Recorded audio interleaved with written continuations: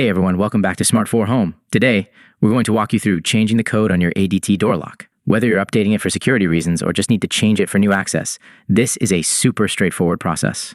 So let's get started. Step 1, preparation. First things first, make sure you have the master code handy.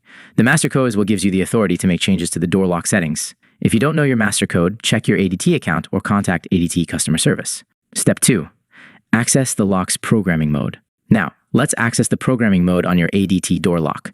This will vary slightly depending on the model, so if your lock has a touchpad, follow these steps. Start by entering your master code and then press the programming button, or key, depending on the model. You should see a green light or hear a beep, which means the lock is now in programming mode.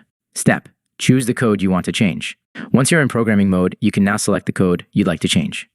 Usually, ADT door locks allow multiple codes, so make sure you're changing the right one. Step 4, confirm the new code. Now that you've entered the new code, it's time to confirm it. Double check that you've entered the correct code to avoid any lockout situations. Once you've entered the new code, press the key or the programming button again to confirm. You should see the green light flash or hear a beep, which means the code has been successfully updated. Step, test the new code. Awesome. Now it's time to test your new code to make sure everything's working perfectly. Close the door, lock it, and enter your new code to see if the lock opens. If it does, congrats! You've successfully changed your ADT door lock code.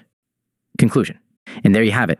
Changing the code on your ADT door lock is a quick and easy way to keep your home secure. If you found this video helpful, don't forget to give us a thumbs up, subscribe, and hit that bell icon for more handy home security tips.